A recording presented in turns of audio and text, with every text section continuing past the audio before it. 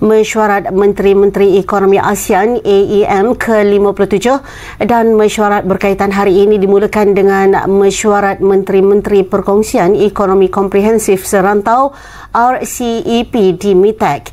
Baik, untuk perinciannya kita berlintas langsung bersama Aiman Najwa. Silakan.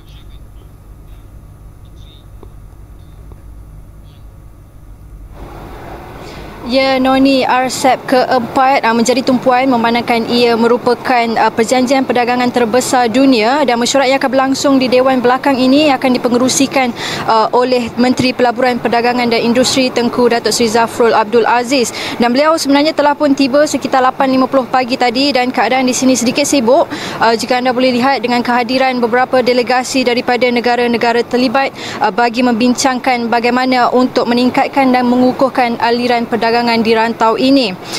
Sedikit perkongsian mengenai RCEP, ia meliputi 15 negara anggota, 10 daripadanya merupakan negara ASEAN serta 5 negara mitra ASEAN iaitu China, Jepun, Korea Selatan, Australia dan juga New Zealand.